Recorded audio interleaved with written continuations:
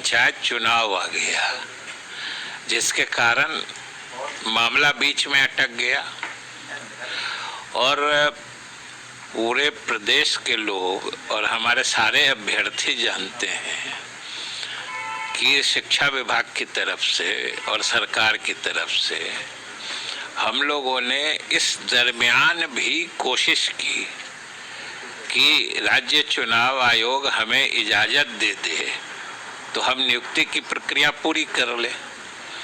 लेकिन तकनीकी दिक्कत भी थी कि जो नियोजन प्राधिकार है उसके जो अधिकारी होते हैं वो निर्वाचित अधिकारी होते हैं, चाहे पंचायत में हो या प्रखंड में हो या जिला में हो, उन्हीं लोगों का निर्वाचन होना था।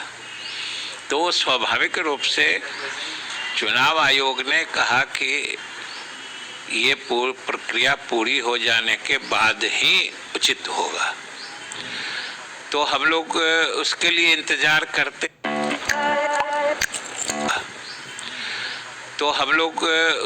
इंतजार करते रहे, लगातार संपर्क में रहे और आपने देखा है कि जैसे ही राज्य निर्वाचन आयोग ने पंचायत स्तर के चुनाव पूरे हो जाने के बाद प्रखंड प्रमुख और जिला परिषद के अध्यक्ष के निर्वाचन की तिथियां घोषित की हैं, तत्काल हमने उसके बाद से नियुक्ति प्रक्रिया के नए शेड्यूल जारी कर दिए हैं। ये तो हमारी मंशा को न सिर्फ स्पष्ट करता है। जी, अब रहा नियुक्ति पत्र की बात, चूंकि जो इंतजार है नियुक्ति पत्र को लेकर है, तो इसको लेकर कोई तारीख जो है उसको तय किया गया अभी तक?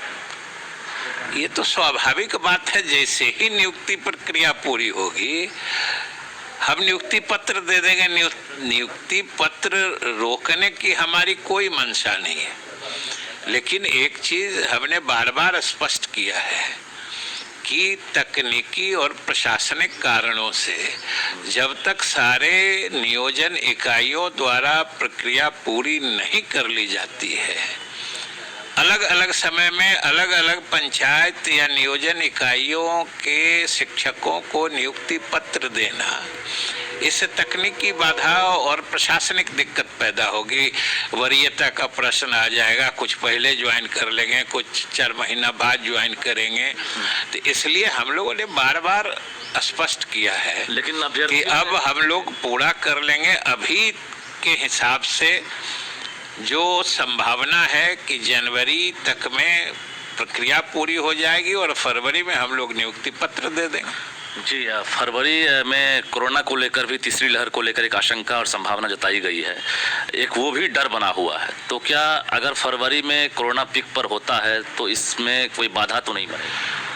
देखिए, अभी कोरोना किस रूप में फैलेगा इसके बारे में तो अभी न हम कोई भविष्यवाणी कर सकते हैं, न कैसी स्थिति आ जाएगी उसके बारे में हम कुछ अभी बता सकते हैं।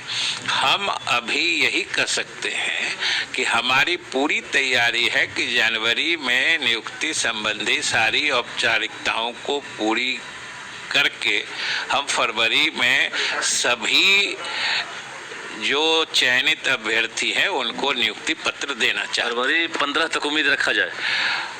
हमने फरवरी कहा, उससे पहले भी हो सकता है, 2 दिन बाद भी हो सकता है। जी, लेकिन अभ्यर्थी ये बता रहे हैं कि शीतकालीन सत्र में जो जिस तरह से उन्होंने कहा था मंत्री जी ने, उसके बाद काफ़ी वक्त लग गया और जब 3 तारीख को शपथ ग्रहण प्रक्रिया खत्म हो रही है तो 17 से काउंसलिंग क्यों?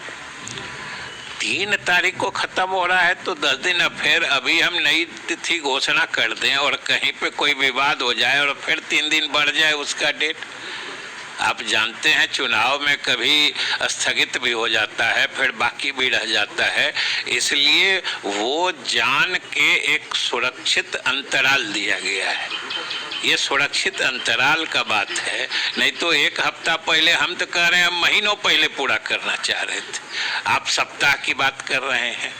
अभी तक तो हम अपने सारे नव चयनित शिक्षकों को नियुक्ति पत्र देके हम विद्यालयों में उनकी सेवा लेके हम अपने बच्चों को शिक्षित करा रहे होते अगर ये चुनाव बीच में नहीं आता।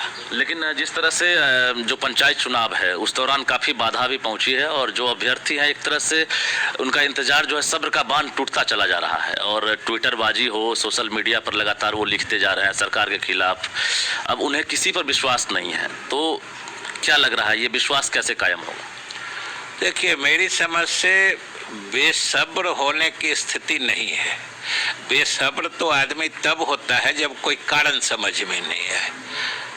आप ही से हम पूछते हैं, जब सारे कारण, सारी वजहें, सभी कुछ सामने है, तो बेसब्र होना ये किसी भी हालत में लाजमी नहीं है। ये होना ही नहीं चाहिए, सब लोग समझ रहे हैं।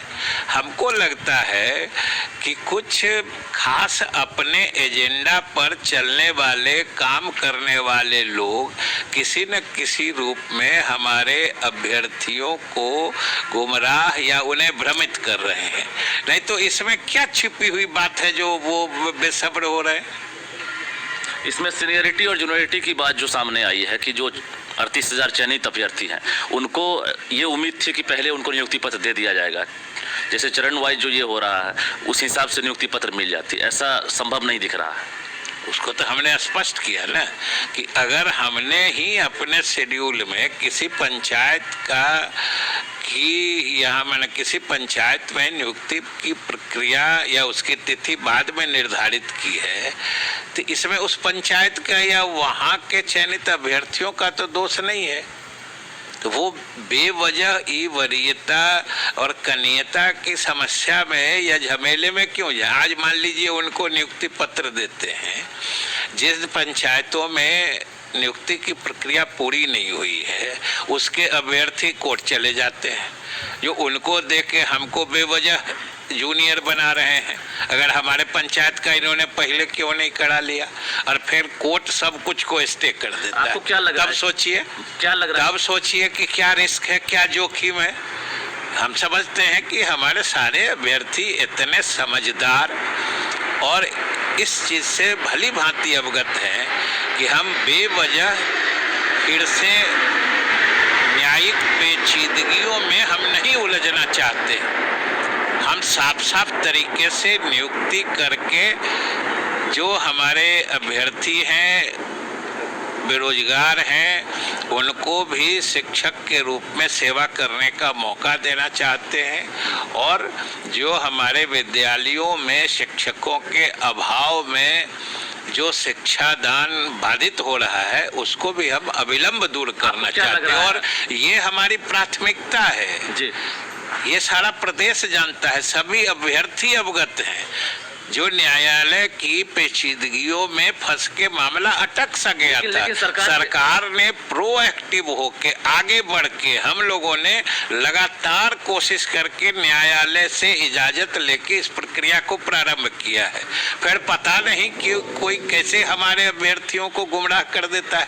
सरकार के लक्ष्य में आपके अधिकारी तो बाधा नहीं बन रहे हैं, जो डीईओ हैं, डीपीओ हैं, जिनको आपने लक्ष्य दिया था सर्टिफिकेट वेरिफिकेशन के लिए, तमाम चीजें उस ड्यूरेशन को पूरा नहीं कर पा रहे हैं, तो एक अधिकारी की भी लापरवाही दिख रही है इसमें। अभी तक कोई ऐसी बात नहीं आई है, और इतना हम जरूर आपके माध्यम से सभी अभ्यर्थियों को और बिहार वासियों को आश्वस्त करना चाहते हैं कि सरकार के काम करने के तरीके में या हमारी मंशा जो है उसको लागू करने में किसी अधिकारी के द्वारा कोई व्यवधान डाला जाए, ये किसी सूरत में हम लोग बर्दाश्त नहीं करेंगे, और जो व्यवधान डालने की कोशिश करेंगे उनके खिलाफ सख्त कार्रवाई होगी। लेकिन 7वें चरण भी बाकी है, ऐसे में इसके बाद क्या लग रहा है? वो भी तो आपका टारगेट है, उसको लेकर भी तैयारी शुरू हो गई होगी। 6ठा चरण समाप्त हुआ, 7वां चरण प्रारंभ कर देंगे फरवरी से या मार्च से। एकदम जैसे ही समाप्त होगा 7वां चरण प्रारंभ हो जाएगा। चलिए, शिक्षा मंत्री विजय कुमार चौधरी पूरी बातचीत कर रहे थे, जानकारी दे रहे थे। अभ्यर्थियों से इन्होंने अपील भी की है, गुमराह नहीं होना है। सरकार ने जो लक्ष्य तय किया है उस बीच में कहीं ना कहीं जो निर्वाचन प्रक्रिया थी वो बाधक बन रहा था। ऐसे में इंतजार करना बेहद जरूरी है, क्योंकि जनवरी में